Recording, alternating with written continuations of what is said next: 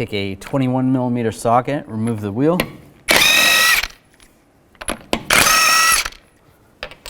If you have a wheel lock, use the wheel lock.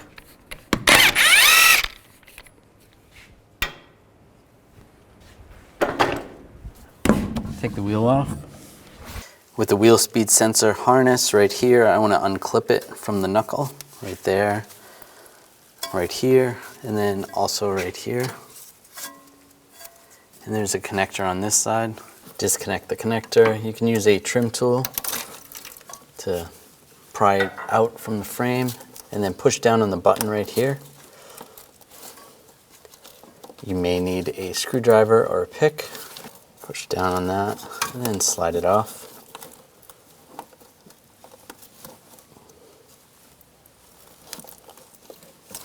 Just like that. Then we'll set this aside. We're going to remove the sway bar link. Use a 19mm wrench on the back side of here to keep the stud from spinning, and then a 17mm socket. Take this nut off. You can slide that out of the way. If you're pulling the front shock out, you need to remove the link from the other side. You don't have to remove the link completely, just the top, and then you can slide the bar out of the way. Take this bolt off. We want to use a 19mm wrench on this side and a 19mm socket from the other side. Take the nut off.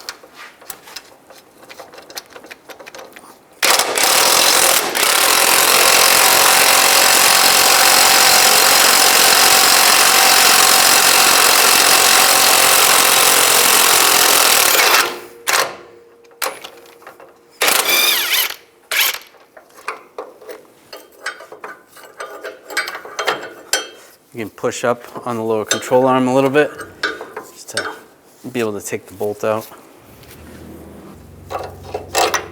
Slide that out. On the top of the spring assembly, there is 3 nuts that you need to take off. Use a 14mm socket. Take those off.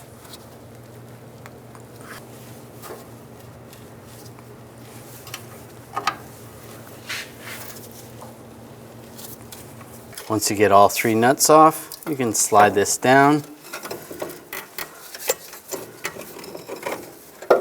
Just slide it out of the way a little bit. You're gonna have to maneuver it a little down below. And it slides right out. Take this cotter pin off. Just use some side cutters.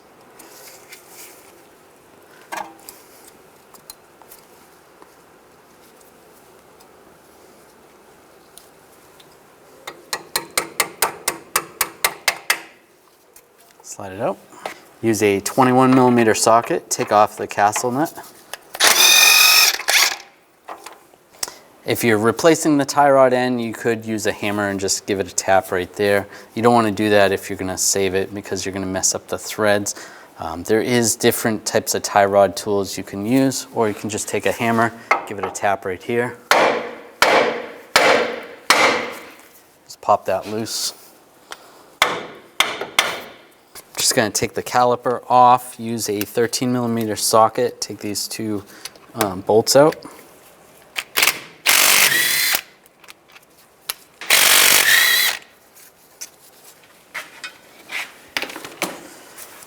Just grab the caliper and lightly slide it off.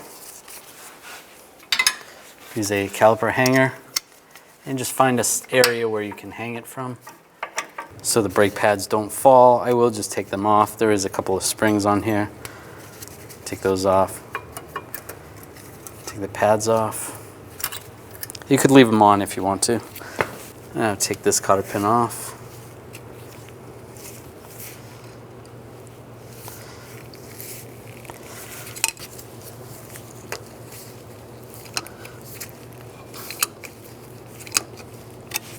Now take this axle nut off. Use a 32mm socket.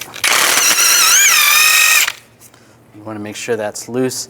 If you have to, take a hammer and a chisel or a punch. Make sure you put it in the center there. You don't want to mushroom the end over. So take this cotter pin off for the upper ball joint. Just use some side cutters. Slide it off. Now we'll take this nut off. Use a 22mm socket.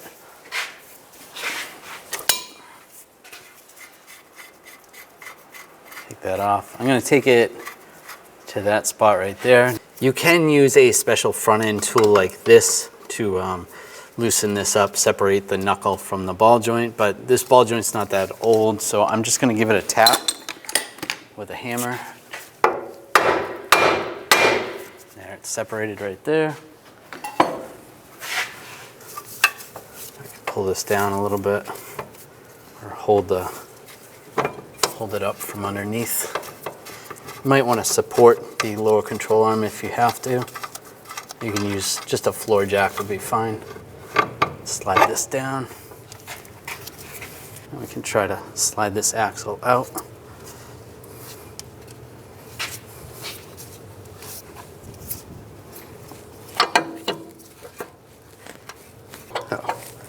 And slide it out like that. Slide this out of the way. You can take one of these axle forks and try to release this like this. Give it a couple taps. Sometimes they work pretty good. Or you can take a punch and just get in behind here. Just give it a couple taps. There we go. That released.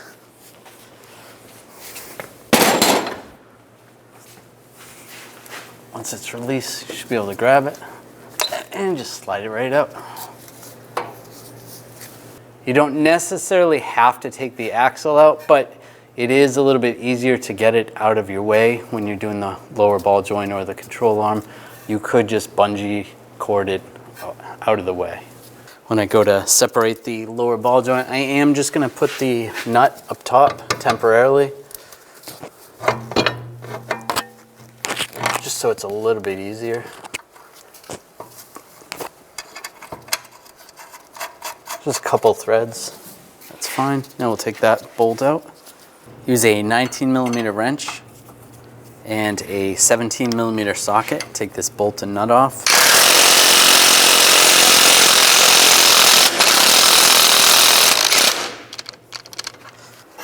Take that bolt out. Now I'm going to separate the ball joint from the knuckle. I'm going to use a pickle fork to do this. There's other front end tools that you could use.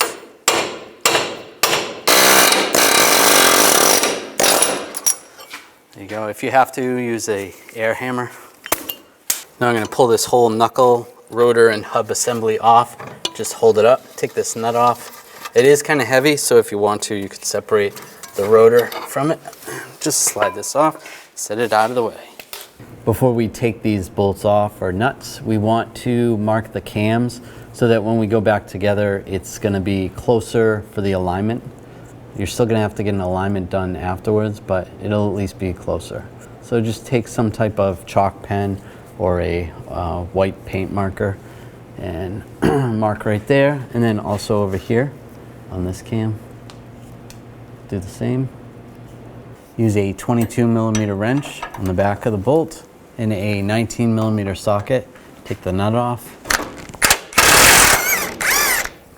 Do the same on this one.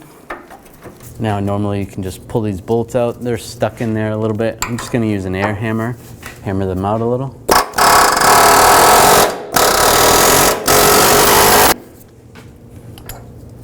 Take that washer off. Again, be careful because this could swing down. If you look at this bolt, you're going to have to twist this bolt sideways so that the cam can get past that stud right there. So on this back bolt, it is frozen into the lower control arm bushing. It's not coming out. I can't hammer it this way or spin it or anything. So I'm going to have to cut off this side and cut it off right here. I'm just using a Sawzall and a metal cutting blade. So you may have to do this.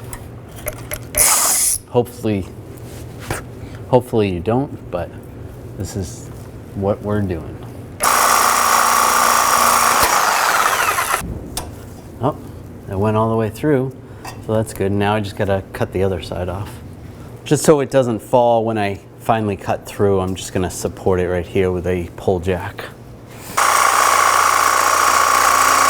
Just gonna see if I can break it free. Yep, there it did. Broke right off. Perfect. Now I can move the pole jack. Just grab the control arm and just slide it right out. If you're able to get the cam bolts out, you want to clean those up with a wire brush.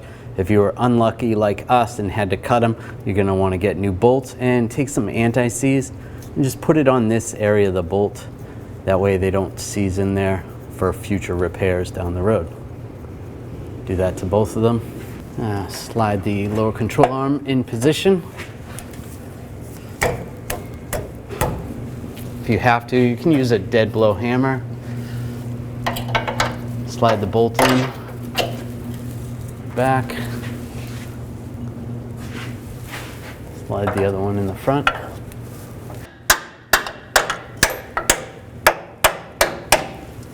And put the washer on.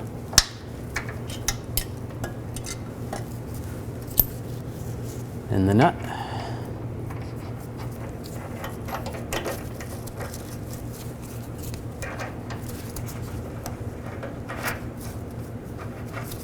Now I'm going to support the control arm underneath, and I want it to be as close to ride height as possible when I go to tighten these down.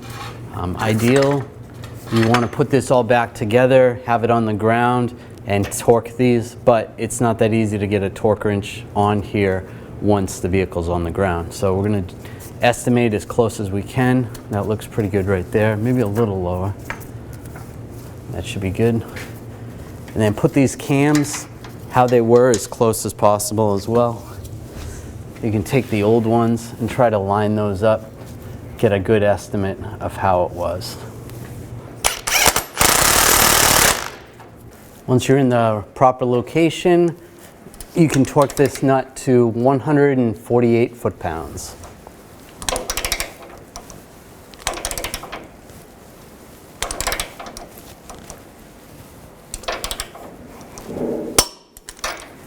Do the same on this one.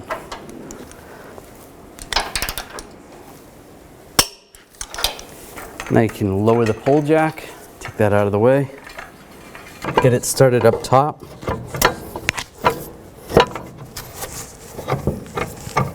Just get a nut on here.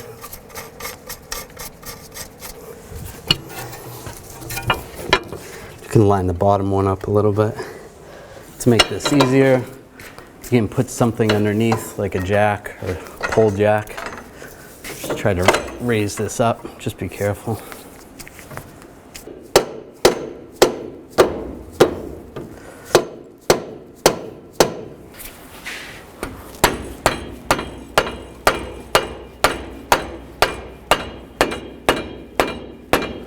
And put the nut on.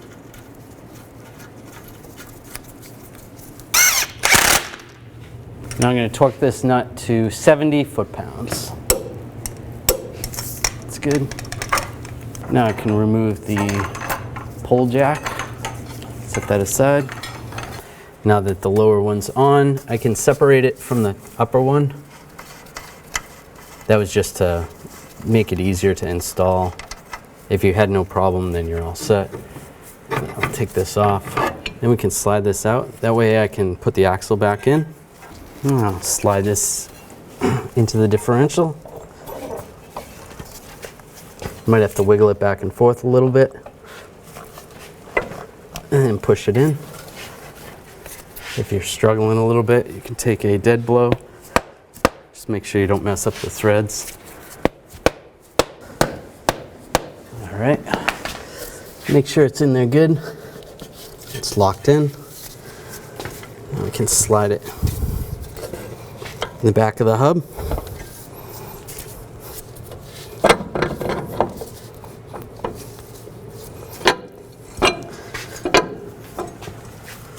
And line up the upper ball joint. Get the nut started.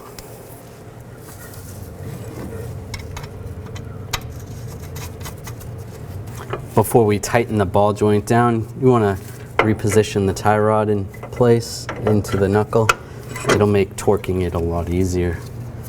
Put the nut on, and then we'll torque them both at the same time. Now I'll torque this nut to 58 foot-pounds and see if the castle nut lines up with the hole, and it doesn't, so I'll just tighten it a little bit more. That's good. And put the cotter pin in.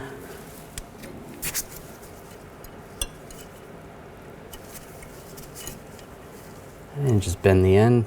Use some side cutters. Twist that over and trim the excess. And torque the tie rod nut to 63 foot-pounds. And then again, if it doesn't line up, just snug it up a little bit more. That's good. Take the cotter pin, slide it through. Use your pliers or your side cutters and bend it over. Trim the excess. Put the axle nut on. And now we can torque this. I'm going to use a pry bar in between the axle studs to prevent it from spinning. And we'll torque this nut to 101 foot-pounds. We have this cage that goes over here. Slide that in position and put the cotter pin through. Take your cutters and just bend the cotter pin. You can bend it like this to the side. Same with this one.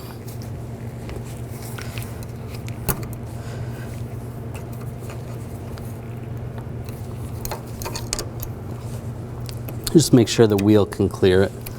That should be good. Reinstall the brake pads.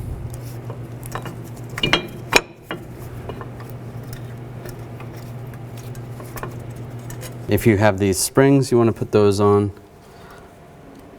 The top one and the bottom one. And then put the caliper on.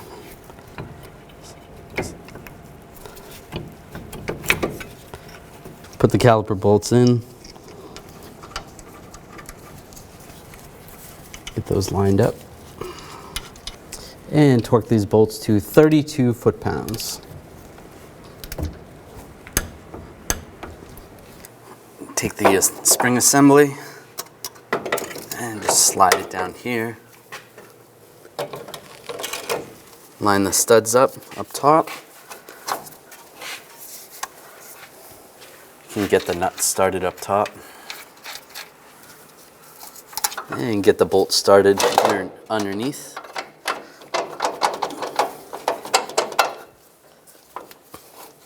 And you can put the nut on the back.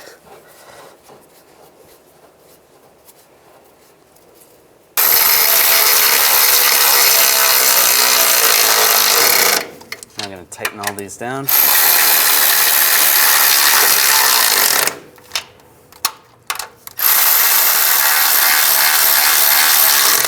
We can torque these nuts to 22 foot-pounds.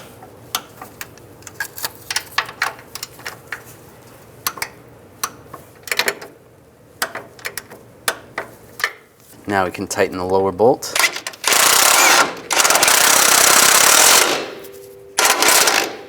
Now I'm going to torque this bolt to 162 foot-pounds.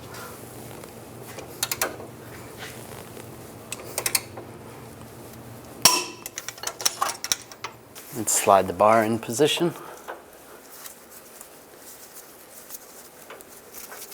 Line the stud up.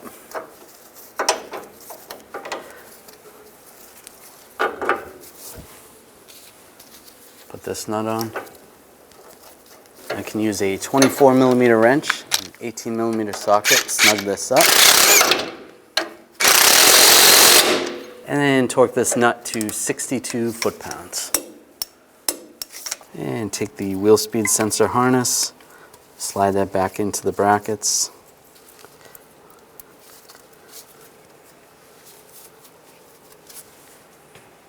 And plug the connector in. And push it down. Lock it in place. And put the wheel back on. and the lug nuts. Now I'm going to torque the lug nuts to 98 foot-pounds in a cross pattern to tighten the wheel down evenly.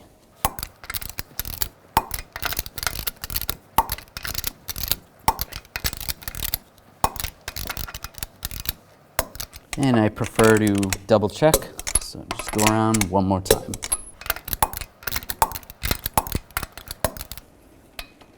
Take off your wheel lock key. Keep in mind, after you're done this repair, you want to take the vehicle to a local garage to have it aligned so that you don't have premature tire wear.